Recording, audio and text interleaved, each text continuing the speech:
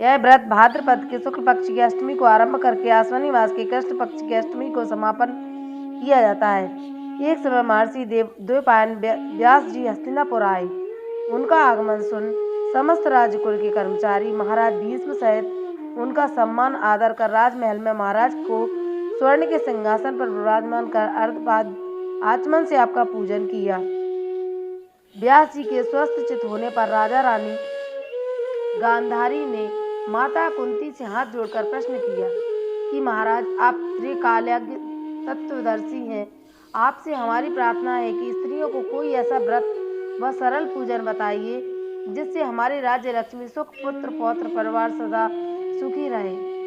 इतना सुन के व्यास जी ने कहा कि हम ऐसे व्रत पूजन का उल्लेख कर रहे हैं जिससे सदा लक्ष्मी जी स्थिर होकर सुख प्रदान करेगी। वह श्री महालक्ष्मी व्रत है जिनका पूजन प्रतिवर्ष आश्विनी कृष्ण पक्ष की अष्टमी को माना जाता है।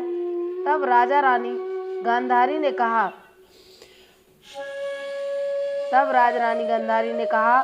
महात्मन, वह व्रत कैसे आरंभ होता है, किस विधान से पूजन होता है, वह यह विस्तार से बताने का कष्ट करें। तब महर्षि जी ने कहा कि वह व्रत भाद्रपद शुक्ल पक्ष की अष्टमी के दिन सुबह व्रत का मन में संकल्प कर किसी जलाशय में जाकर स्नान कर स्वच्छ कपड़ा पहने, तब ताजी दूबा से महालक्ष्मी जी को जल का तर्पण देकर प्रणाम करना चाहिए। फिर घर आकर शुद्ध 16 धागा का एक गंडा बना के प्रतिदिन एक गांठ लगानी चाहिए।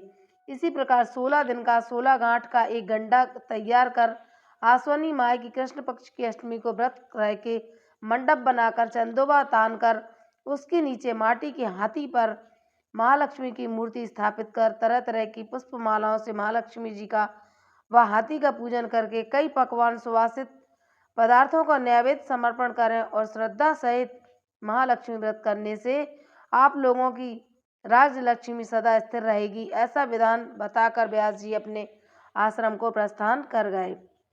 इधर समयानुसार भाद्रपद मास की शुक्ल पक्ष की अष्टमी से समस्त राज घरानों की नारियां व नर नगर के स्त्रियों ने भी महालक्ष्मी व्रत का आरंभ कर दिया। बहुत सी नारी गांधारी के साथ प्रतिष्ठामान हेतु व्रत का साथ देने लगी।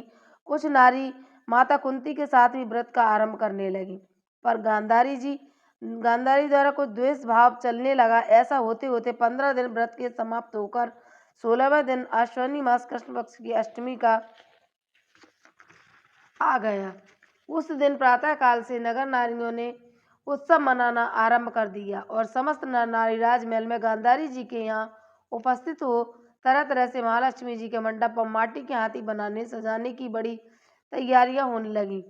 गांधारी जी ने नगर के सभी प्रतिष्ठित नारियों को बुलवा भेजी। उत्सव बात की धुन गुंजाने लगी, जिससे सारे हस्तिनापुर में खुशी की लहर दौड़ गई। माता कुंती ने इसे अपना अपमान समझकर बड़ा रंज मनाया और व्रत की कोई तैयारी न की। इतने में महाराजा युधिष्ठिर, अर्जुन, भीमसेन, नकुल, सहदेव सहित 5 पांडव उपस्थित हो गए। तब अपनी माता को गंभीर देख अर्जुन ने प्रार्थना की, माता, आप इतनी दुखी क्यों हो? क्या हम भी आपके दुख का कारण समझ सकते हैं और दुख दूर करने में भी सहायक हो सकते हैं? आप बताएं। तब माता कुंती ने कहा, बेटा, जाति अपमान से बढ़कर कोई दुख नहीं है। आज नगर में श्री महालक्ष्मी व्रत उत्सव में रानी गांधारी ने सारे नगर की सारी औरतें मान देकर बुलाई हैं, पर तुम्हारी ईर्ष्या बस मेरा अपमान कर उत्सव में नहीं बुलाया।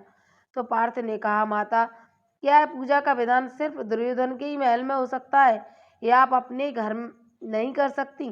तब कुंती ने कहा, बेटा, कर सकती हूँ, पर यह साज सामान इतनी जल्दी तैयार नहीं हो सकता, क्योंकि गांधारी के 100 पुत्रों ने माटी के हाथी का विशाल हाथी तैयार करके पूजन का साज सजाया है।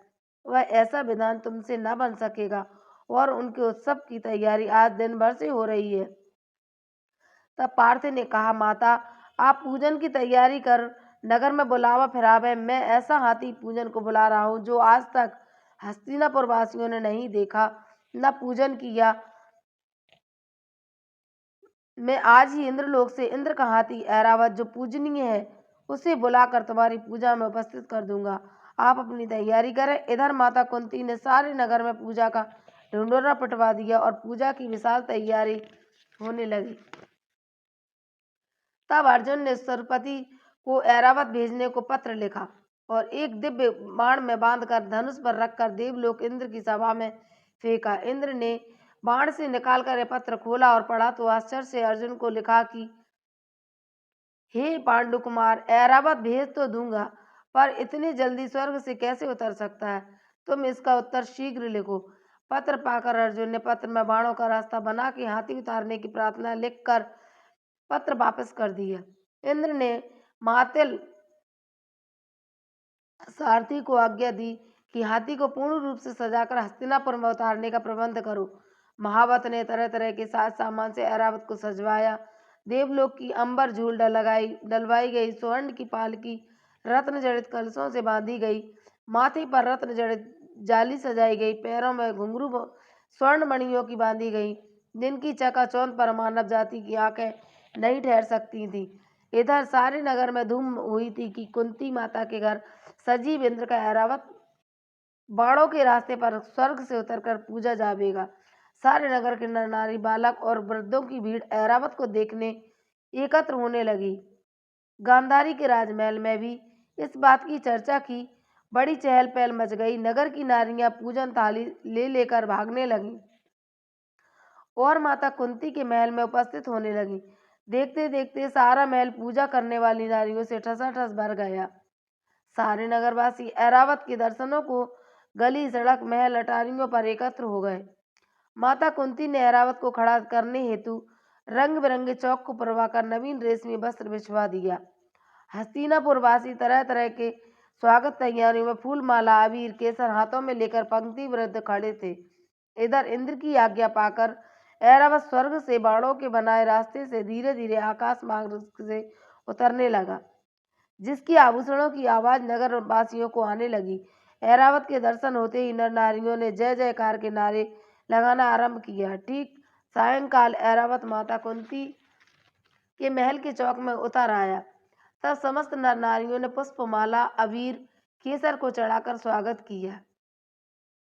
महाराज धौम्य पुरोहित द्वारा ऐरावत पर लक्ष्मी जी की मूर्ति स्थापित करके वेद मंत्रों द्वारा पूजन की गई। नगरवासियों ने भी लक्ष्मी पूजा का स्वागत करके ऐरावत की पूजा की। फिर तरह तरह के मेवा पकवान लेकर ऐरावत को खिलाए गए। ऊपर से जमुना जल पिलाया गया। फिर तरह तरह के पुष्पों की ऐरावत पर वर्षा की गई। पुरोहित द्वारा स्वास्थ्य पुण्याय वाचन कर व्रती नारियों द्वारा लक्ष्मी जी का पूजन विधान से कराया गया। कुंती ने व्रत के डोरा के गंडा में 16वीं गांठ लगाकर लक्ष्मी के सामने समर्पण किया। ब्राह्मणों को पकवान मेवा मिठाई देकर भोजन की व्यवस्था की गई। तब वस्त्र द्रव्य स्वर्ण अन्न आभूषण देकर ब्राह्मणों को संतुष्ट किया। तत्पश्चात सभी व्रती नर नारियों ने भी माँ लक्ष्मी जी को दीपक जलाकर प्रेम से संपूर्ण पूजन कर आरती आरंभ की। बोलो महालक्ष्मी महारानी की जय।